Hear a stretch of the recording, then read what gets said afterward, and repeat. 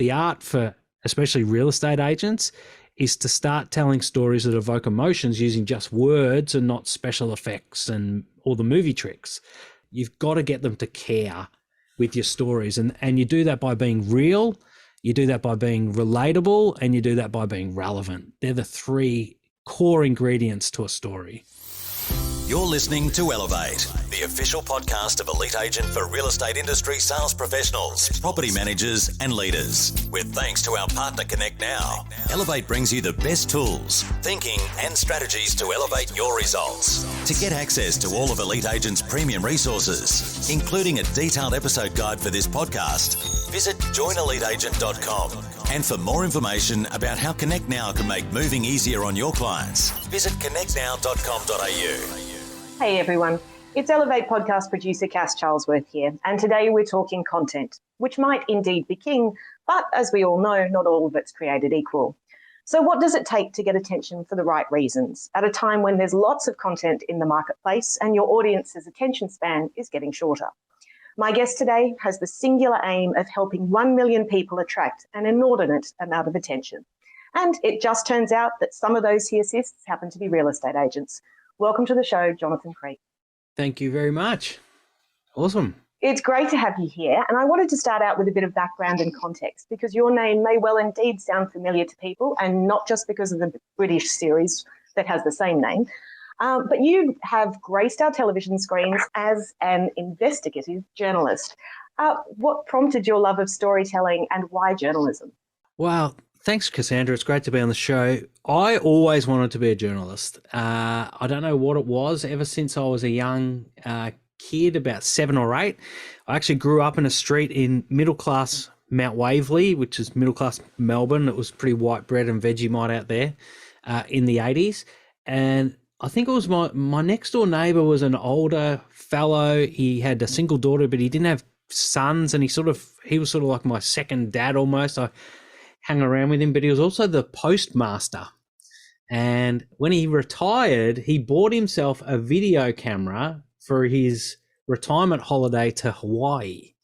And when he came back, I was just fascinated that he'd been able to make his own movies. I think it helped that it was Hawaii and it was sort of so foreign to me and beautiful. And then he ended up allowing me to sort of use his camera as well. He'd lend it out to me, and I just started making my own movies around the street in Mount Waverley. And it was just something that I found fascinating. And even to the point where, I was about 8 years of age, and I think there were 24 kids under the age of 16 in that street. And so we used to play this game called Road Rules, where you'd get out on your bikes, and they were cars, and we had white lines drawn down the middle of the footpath, and everyone had some sort of a shop out the front of their house. Now, that made for a lot of really bad lemonade stands. It was just the demand for lemonade. It was just everywhere in that street. That's all you could get. But for me, I sort of thought, well, I'm not going to be another lemonade stand. I'm actually going to be the media company that broadcasts the advertising for the lemonade stand. So I had the fire hydrant in the front of my house, and I had this sort of spy kit which allowed kids to tune in with their Walkmans to me talking over a radio. And so I used to invite the lemonade stand owners to come and talk about how theirs was the best and all that sort of stuff. And so that was my love of media and storytelling and journalism. And then everyone was like, oh, you're going to be a sports reporter. You're going to love it. You should be a sports reporter.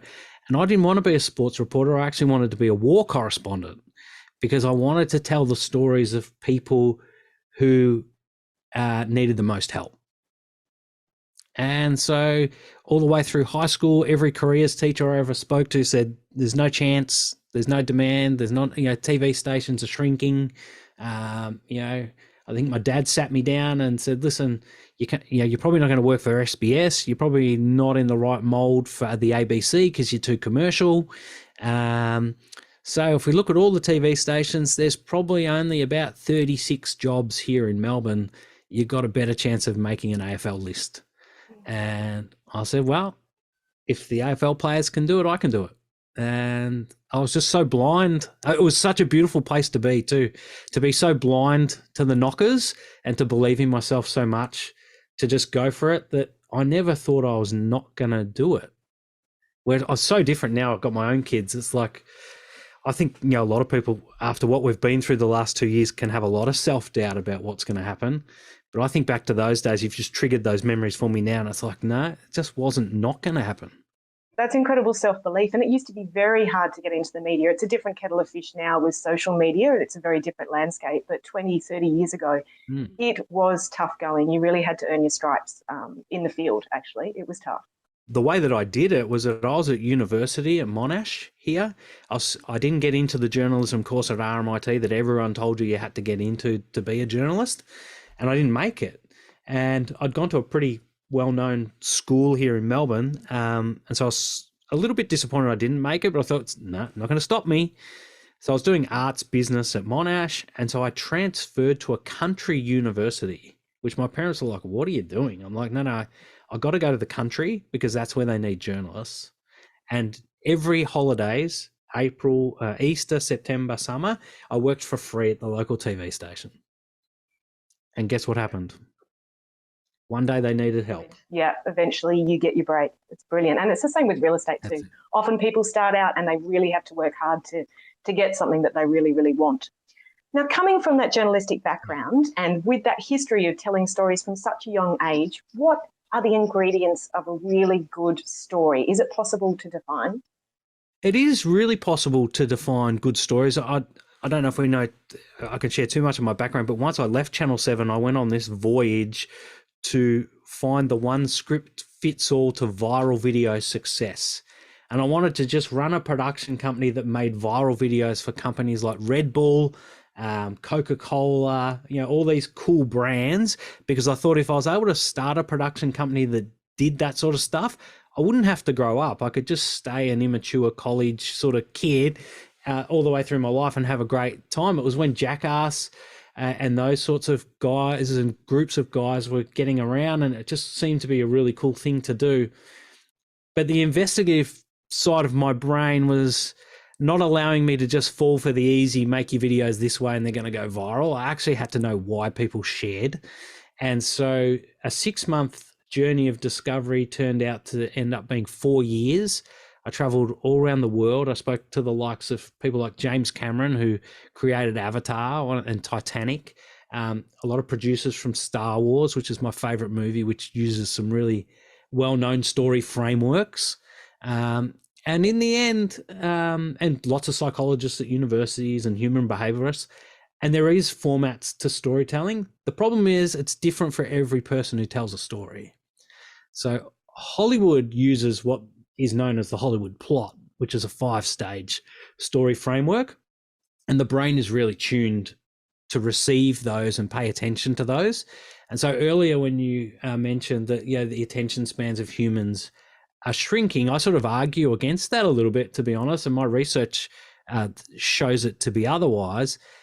The reason why attention spans in the data appear to be shrinking, and we're getting off topic a little bit, but I think you'd be interested in this, is because they've got more video content or content than ever before. And so the brain's getting a lot more discerning about what it's investing its time in. And so when you look at the data from pages like BuzzFeed and all these others that says we're evolving to have the attention spans of goldfish, it's actually not true, because you can still go to the movies, and I've done this and I still do it every now and then. My kids laugh at me. Go and sit in the hallway outside the movie cinemas, the one with the squishy carpet that's in the dark, smells like popcorn. Just sit on the sticky bench that's next between cinema 2 and 3 and wait your 2 minutes and 17 seconds for everyone's attention spans to dissolve and then all the goldfish-headed humans run out. It doesn't happen. And it's because of the art of storytelling. So the good elements of storytelling are what allows people to connect is emotional based. You've got to get people to share, to care before you can get them to buy in and stay there. And there's a lot of tricks that Hollywood uses to induce greater emotive effect. And it's probably a lot harder to do on a mobile phone than a cinema that's dark with surround sound. So the art for especially real estate agents is to start telling stories that evoke emotions using just words and not special effects and all the movie tricks. So they've actually almost got to be better storytellers than the movie guys, because their storytelling can be hidden by orchestral music, special effects, all that sort of stuff. But the elements is, you've got to get them to care with your stories. And you do that by being real, you do that by being relatable, and you do that by being relevant. They're the three core ingredients to a story. Excellent. And that's a really good point. We don't go racing out of movies. We can still sit and binge Netflix for hours on end. That attention span is there, but it's got to be worth investing in. So when it comes to being real, relatable and relevant, how does the real estate industry embrace this? Because there are big challenges for agents when it comes to marketing both properties and marketing themselves. Where do they begin? Where should they start? Well, I'm a big believer of personality-driven storytelling, because there's a couple of challenges in real estate, particularly when it comes to social media. Is that everyone, and this is human society wide. Not everyone's trained in being a broadcaster. Not everyone has the skills, and even me, with 20 odd years of broadcasting and telling other people's stories every day, I don't always get it right either, because it is a complex, always moving scenario. That's not to say you shouldn't try and have a go, because it is a bit difficult, because those who crack the code really do benefit massively from it. And the way that social media works now, particularly for real estate agents, and why I like deploying my strategies among real estate agents, is that you can actually own the airwaves on social media in your territory around a particular topic. So if you're a real estate agent, whenever anyone in your area that you continually refer to and talk about has a real estate inquiry, or asks their friends about real estate, or searches online about real estate, you can then very easily place your content in front of them. And if you're smart enough and tuned into society enough, what we call the zeitgeist, or the mood of the moment, you can then answer their questions without them even having to search for you to answer their questions. And Facebook's probably the best at it. TikTok's showing some real signs of being better even again, but I think the greatest example is Facebook and the Facebook feed, and how it uses a number of its apps to achieve this success. It doesn't just use Facebook, it's got a few other tricks up its sleeve. But if you sit with your friends at a cafe having a coffee, and you have your phones on the table, and you start talking about dogs. I don't know what your favorite dog is, Cassandra, but mine's a King Charles Cavalier.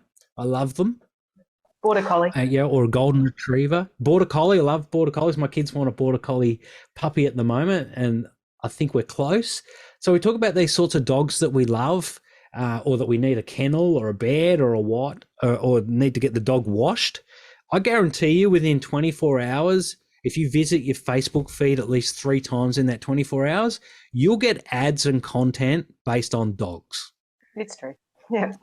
There's even that scenario where people say, wow, I was just having a conversation with Jenny down the street, and now I'm looking at my Facebook page and they're posting content to me about that conversation. How did they know? It's like they read my mind. Well, they didn't read your mind, they read your data, and then they pinpointed content to match it. The biggest advantage for real estate agents is that they're seeing this happen to them in their day-to-day lives, but they're not taking advantage of it in their business life. Are you saying that they're seeing it happen on social media, or they're seeing it happen with the questions that they're being asked by just people that they're speaking with as well?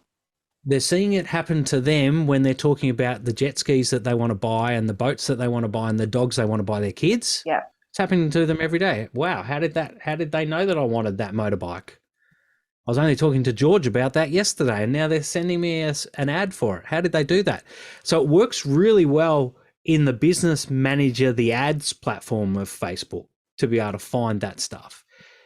But what a lot of people overlook is it also works with organic content if you make the right type of content, because Facebook's aim is to keep people on there for longer.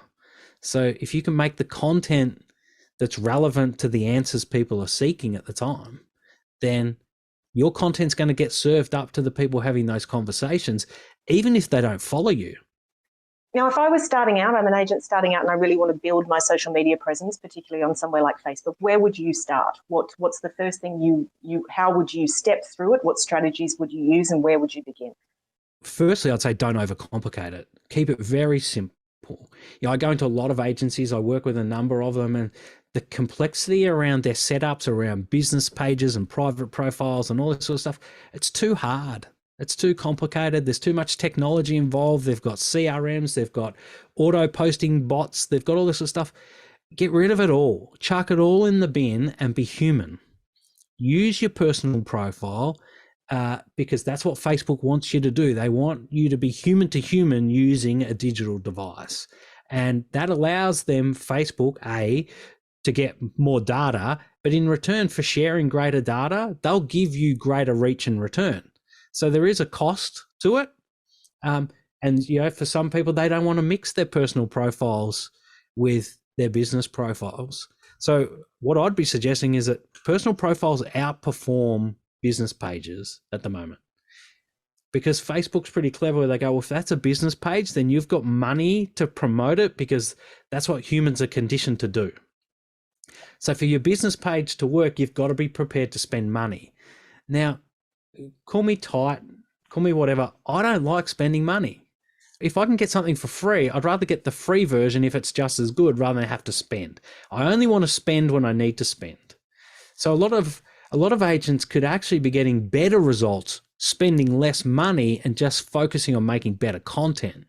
So if you're starting out as your own operator on day one, just start making video content, get comfortable with yourself on camera, find a safe space.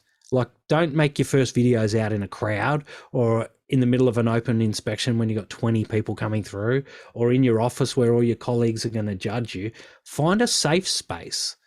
Find your car. Like, the car is the best because it's soundproof. It's got a big windscreen at the front of it, which lets in a really nice light. So it makes you look good. And it's got a little shelf at the front there that you can balance your phone on so it's not moving around and jiggling around making noise. So you just sit it on your dash. You got the light, you got the soundproofing, and then just start sharing your expertise, because with real estate, that's your value. That's your advantage, is your expertise. And once you start sharing it, and I'd say at least 3 times a week minimum, once you're sharing it, then that starts giving the algorithms the data that they need to start sending the right people to you. So if you do 3 times a week over 28 days, you'll be in a completely different position than day one. Have you got any tips for topics that you could be covering? As you mentioned, there's lots of topics in real estate, but what are some of the ones that agents might be missing that they should tap into? Well, I always see it, and I cringe a little bit when particularly when interest rates go up. When interest rates go up, my Facebook feed just blows up with all these real estate agents telling me that the average mortgage has just gone up by $277 a month. And it's like, well, what's the value in that to me? There isn't really a value in that to me because the news has already told me. So tell me, how does it affect the market? How does it affect the decisions that I need to make? So really put yourself in the minds of the consumer, the minds of your potential buyer, seller, landlord, vendor, whatever it is. So really just get more in tune. I wouldn't say that there's 1 or 2 topics. I'd just say you have to be really in tune with your local community. Because if you look at, probably the best at it is Lisa Novak, and I've been lucky enough to work with her over the years. She only rarely talks about Sydney's northern beaches. She knows that suburb inside and out. And for the poor agents that are there now, they almost won't be able to catch her in the social media space unless she stops, because she owns it. She's so far in front. The advantage or the opportunity for other agents outside the area is to own their patch too. And so if they start talking about the issues and the challenges and the things that are on the minds of the people in their area, rather than try and make videos for an audience of everyone, because if you do make videos for an audience of everyone, you'll end up with an audience of no one. But just get really micro on your patch and become the hero of your patch. I mean, if you walk down the street with Lisa now, and she's awesome, she's an absolute workhorse. It's incredible how hard she works. But that's how she does it. That's her thing. She walks down the street now and she's taking selfies and almost signing autographs. I mean, a selfie is a modern day autograph. they know her and they love her. And there's going to be people who, when it comes to their real estate buying decision in the next 2 years, 5 years, or 10 years, are going to remember how much they like her, and they're going to reach out to her, or they're going to refer her. It's got an endless business engine off making free videos that cost her nothing but 3 or 4 minutes a day. Yeah, and she is a standout in this space, and she has been for absolutely years. We've spoken to her on numerous occasions about some of the strategies she uses because she's exceptional at it, and yeah, one of the best in the business. You mentioned before about the personal page, using that personal page as opposed to that business page, and you've also touched on it there. Lisa is known as the local expert, but it's also because people recognise her and they know, like, and trust her. So you're probably encouraging agents, I imagine, to get personal, to be real, to reveal a bit of their personality. This isn't a polished performance that should be on those videos, is it? This is the real human. No. So the biggest mistake you can make, and I learned this before I became a journalist, my first job was at Channel 9, and the title was Commercial Inventory Manager.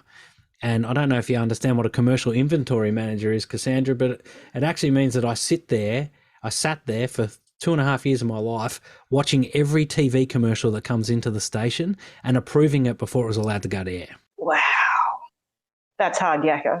Yeah, 8,126 hours of my life getting paid to watch TV ads.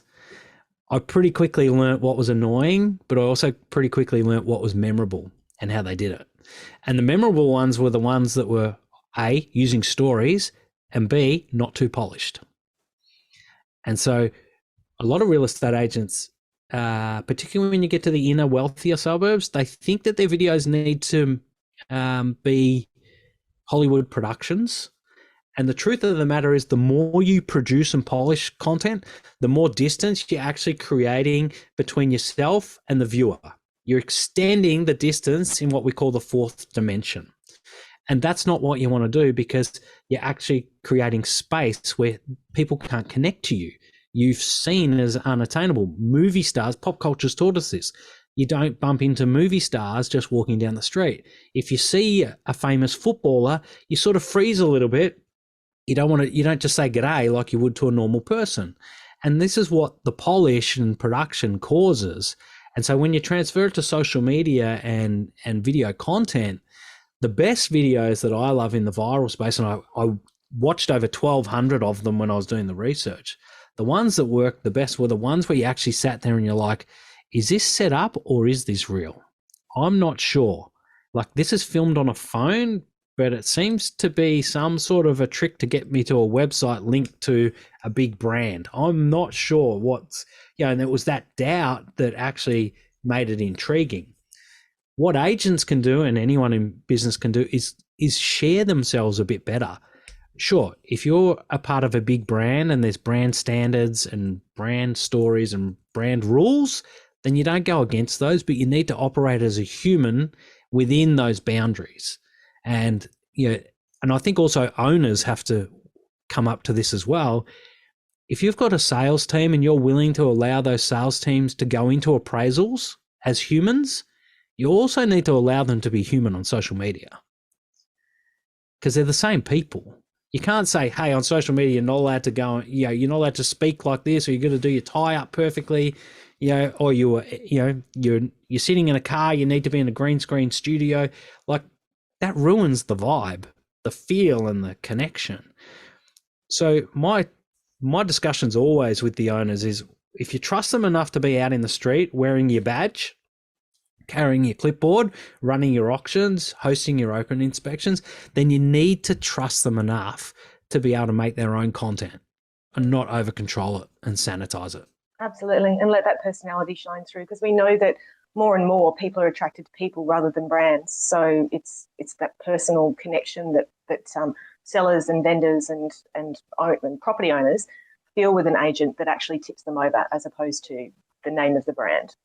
Well, what's really interesting, if we go back to the start of our conversation, we're talking about the emotional motivation to make people watch content. Emotions control everything, and buying a house or selling a house is a really emotional transaction. And so if you can't connect from a human to human level and have an emotional connection, someone's not going to trust you with an emotional decision unless the emotional connection's already started to be there. That brings me to another point, which is about we see a lot of just listed, just sold marketing on social media. So when it comes to marketing a property, not just marketing the agent themselves, is there a better way to market a property via storytelling on social media using video? Absolutely, I think there is. I think you get some of those special properties that are unique and they really lend themselves to great storytelling. But most houses do have a story. I just think that agents and agencies deploy the house tour videos at the wrong spot in the sales funnel. Okay. I'm an online marketing person. I spent 2014 to 2019 heavily in the online marketing space, helping people sell creating content for people selling high ticket through to low ticket, high volume stuff. And so, the sorts of guys that have 7 websites for one product and they'd change the shade of the color of the headline to see if it converted at a slightly higher percentage, that sort of tweaking, really deep.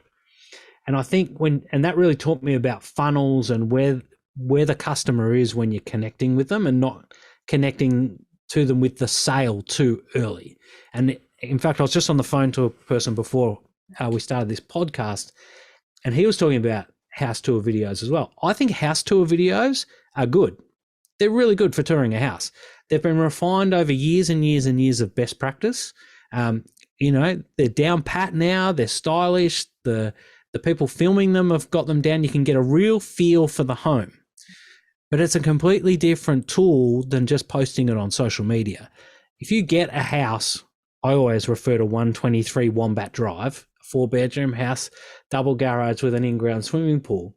If you get that video and post it on Facebook, it's really showing that you don't understand how the Facebook algorithm works, because the chances of someone who's in the market to buy that house for that price in that street at the moment you post it on Facebook is basically 0 to none.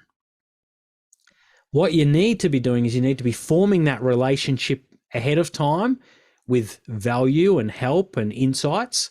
And then when the person connects and reaches out to you and says, this is what I'm in the market for, or this is the sort of property I'm searching for, then you send them the links to the videos for the houses that suit them best. Yeah. So you're actually putting a filter on the top. You're not going straight in for the sale. We see it all the time. Sold sticker with the vendor. I don't know who that's serving. I don't know if the vendor is all that comfortable with being in the photo most of the time when you look at them. It is sort of telling the market in an advertising way that, hey, you sell houses. So I suppose there's that benefit. But beyond that, it really doesn't resonate. You're not going to get that many people outside your friends group other than your mum and maybe your wife saying, great job, honey. Yeah, that was awesome. Good luck. Great. That's not really it's not going to evoke anyone to take action. And it's the same with the house tour video. If you're not in the sales process or mind for that particular property, you're not going to engage with it. And social media content is all about engagement. And the moment you have a bad video that doesn't get engagement, your next 3 are going to suffer because they get penalized. Sure. Every now and then you can miss or you can drop a sale. And every now and then in my content, I drop a sale. I'll go straight to the sale, but I'm aware enough to know that the next 3 are going to get hurt because I understand how it works. That's really interesting. Yeah, but for people who don't understand how it works, stop going straight for the sale. Add a little bit of romance to your communications. Like, we all like a little bit of romance, don't we, Cassandra? Yeah, wine and dine me first, please. Yeah. That's right. You mentioned before that often it becomes overcomplicated. There are too many tools involved in the process. What is your tool list for creating great video content on social media? What do agents need? The phone. And that's it. That's it. Yeah. The phone and the knowledge to tell a good story. The battleground of the future is content. We see it all the time. We see the evolution of YouTube, the evolution of Facebook, the evolution of Instagram, the evolution of TikTok. The first adopters get on there and they just put any sort of content on there, right? Just to fill it. That's all they do. And then as it gets older and more people come, then it becomes a battle of who can create the best content. Right? And those who create the best content win. So for businesses right across the board, it's not a matter of how much content you put out, although consistency is key. Yep. The key is how well do you connect with your content. And so in my business, when I did the research on viral videos, I actually ended up writing a formula that measures how much humans connect to a piece of content. So it was like market research. They'd sit there. I had a card with a formula. I'll just get it for you. Yeah, that'd be great. You can see it, but the podcast probably can't. I don't know if it's video or not. But it's basically a card. We would, for the big banks, we would sit people of a certain demographic in a room. So we'd get 50 Jennies, 45 to 50, and would play them videos around products aimed at 45 to 50-year-olds. And they would score the card on the different things that they felt. So what was the emotion that you felt? Were there triggers in there? What were there story elements? How big is the audience you're sending it to? And did you hit a hook before 10 seconds? Now, they would score that stuff and the formula would spit out a number out of 100. Now, if the video scored over 80 out of 100, we knew, or I knew, that 87% of the people in the room were likely to share that content, no questions asked. So then we knew it would spread. And the way that Facebook groups people in filter bubbles is that we knew that the Jennies were also friends with 100 other Jennies. In fact, I think the number's 370, and 200 of them will be Jennies and 170 will be other school friends and hangers-on. So we knew that if we could get that moving at a number higher than 80, that the video would spread. And that's the viral cycle. You can read more about it in my book, how it works, because it is a little bit deep and I don't want to blow us away just yet.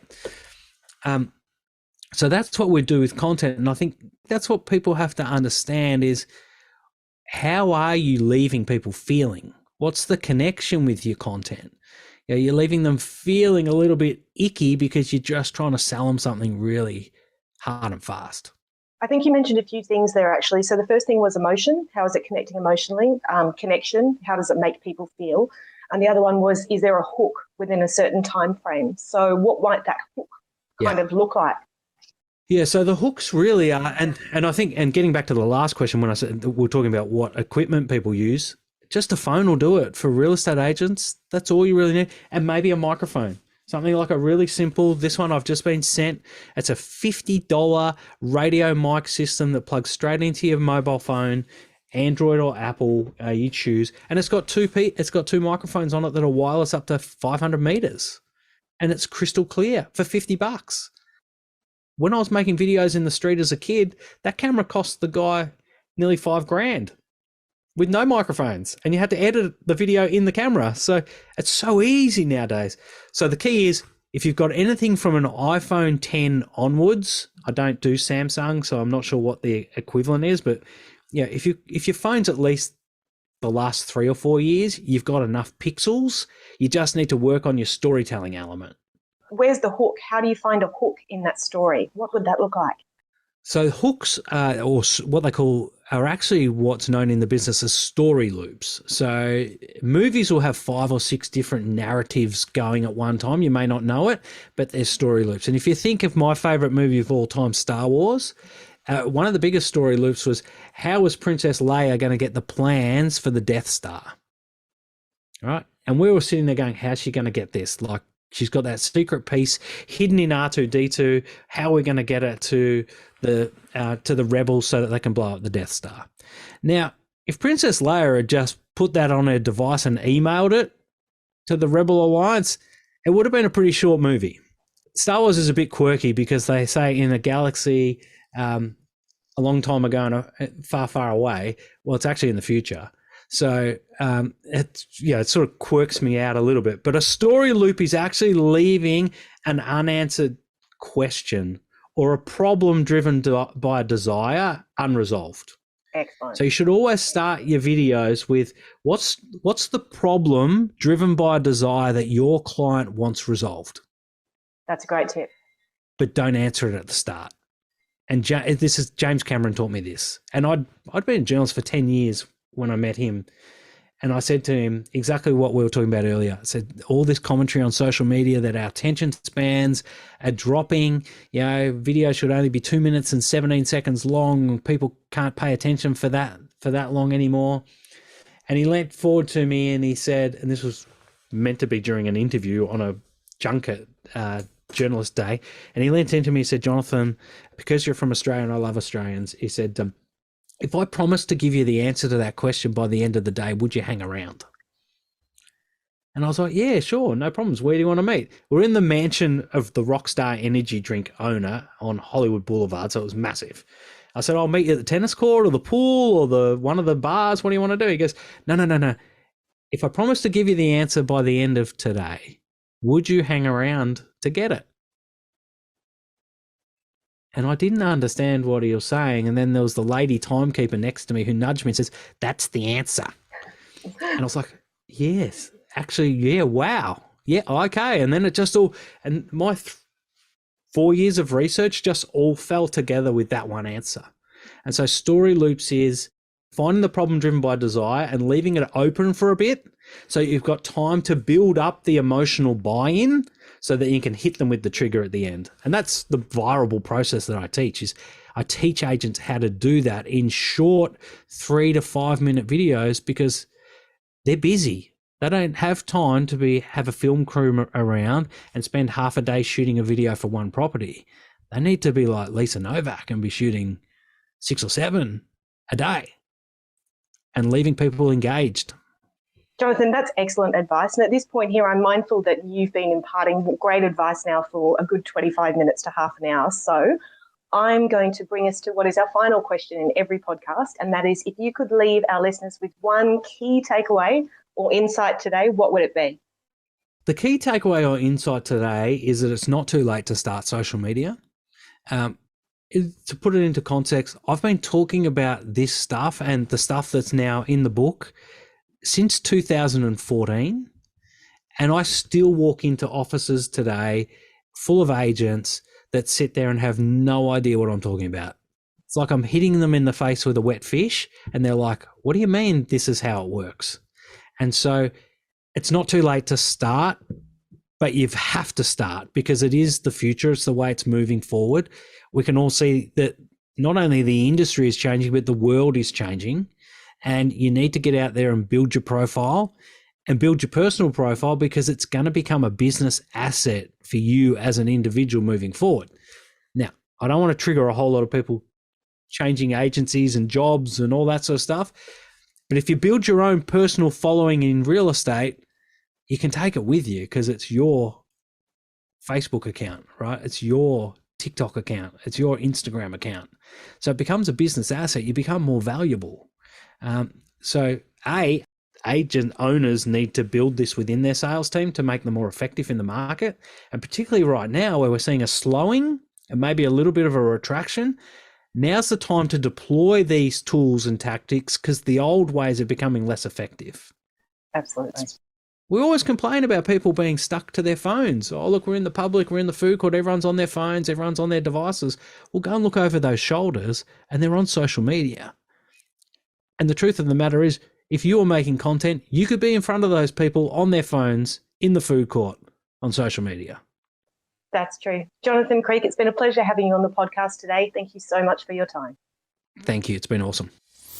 We hope you enjoyed this episode of the Elevate podcast with thanks to connectnow.com.au. Don't forget to get access to all of Elite Agent's premium resources, including a detailed episode guide for this podcast. Visit joineliteagent.com.